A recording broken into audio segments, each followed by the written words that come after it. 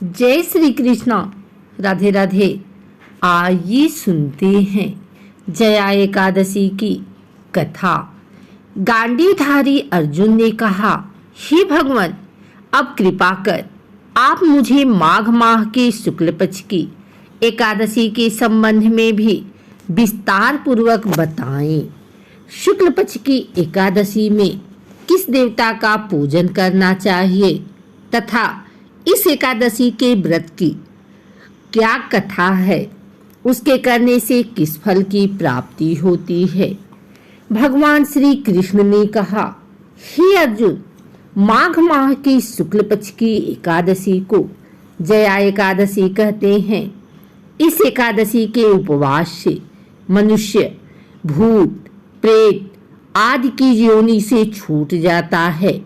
अतः इस एकादशी के उपवास को विधि अनुसार करना चाहिए। अब मैं तुमसे जया एकादशी के व्रत की कथा कहता हूँ, ध्यान पूर्वक श्रवण करो। एक बार देवताओं के राजा इंद्र नंदनवन में भ्रमण कर रहे थे।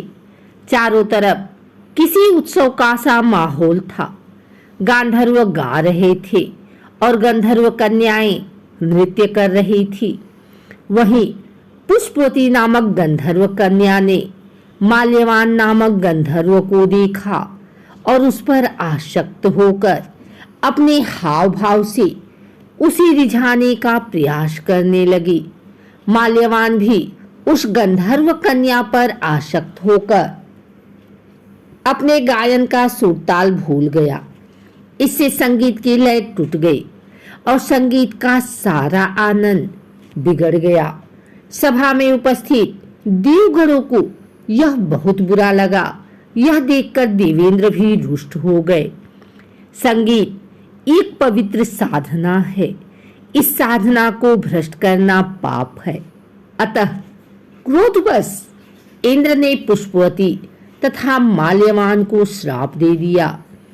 संगीत की साधना को अपवित्र करने वाले माल्यवान और पुष्पवती, तुमने देवी सरस्वती का घोर अपमान किया है। अतः तुम्हें मृत्यु लोक में जाना होगा। गुरुजनों की सभा में असंयम और लज्जाजनक प्रदर्शन करके तुमने गुरुजनों का भी अपमान किया है। इसलिए इंद्रलोक में तुम्हारा रहना अब वर्जित है। अब तुम अधम, प्रेत और शयनी का सा जीवन बिताओगे। देवेंद्र का श्राप सुनकर वे अत्यंत दुखी हुए और हिमालय पर्वत पर प्रेत योनि में दुखपूर्वक जीवन यापन करने लगे।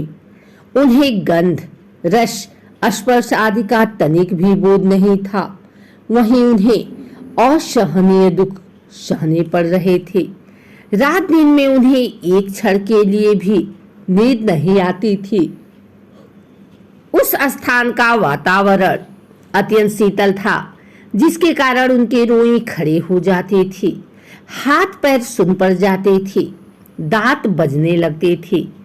एक दिन उस प्रेत ने अपनी स्त्री से कहा, न मालूम है हमने पिछले जन्म में कौन से पाप किए हैं, जिसके कारण हमें इतनी दुखमयी यह प्रेत योनि प्राप्त हुई है।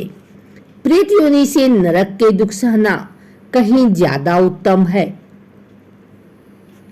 इस प्रकार अनेक विचारों को कहते हुए अपने दिन व्यतीत करने लगे।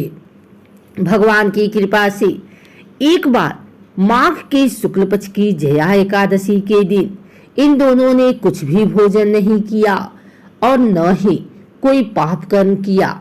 उस दिन मात्र फल फूल खाकर दिन व्यतीत किया और महान दुख के साथ पीपल के वृक्ष के नीचे विश्राम करने लगे।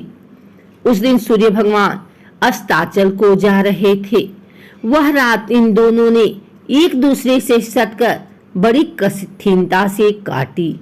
दूसरे दिन प्रातः काल होते ही प्रभु की कृपा से इनकी प्रेत योनि से मुक्ति हो गई और पुनः अपनी अत्यंत सुंदर अप्सरा और गंधर्व की देह धारण करके तथा सुंदर वस्त्रों आभूषणों से अलंकृत होकर दोनों स्वर्गलोक को चले गए।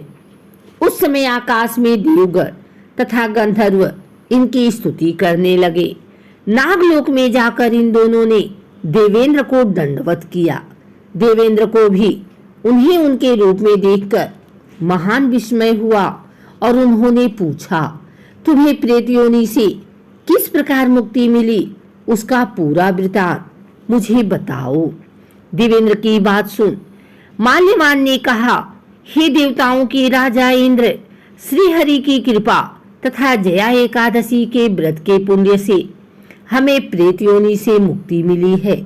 इंद्र ने कहा, हे माल्यवान, एकादशी व्रत करने से तथा भगवान श्री हरि की कृपा से तुम लोग प्रेत योनि को छोड़कर पवित्र हो गए हो, इसलिए हम लोगों के लिए भी वंदनीय हो गए हो, क्योंकि शिव तथा विष्णु भक्त हम देवताओं के वंदना करने योग्य हैं।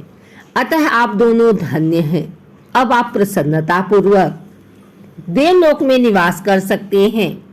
हे अर्जुन, इस जया एकादशी के उपवास से कुजोनि से सहज ही मुक्ति मिल जाती है।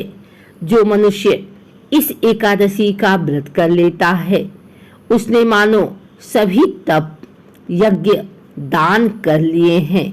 जो मनुष्य श्रद्धा पूर्वक जया एकादशी का व्रत करते हैं, वे अवश्य ही सहस्त्र वर्ष तक स्वर्ग में वास करते हैं।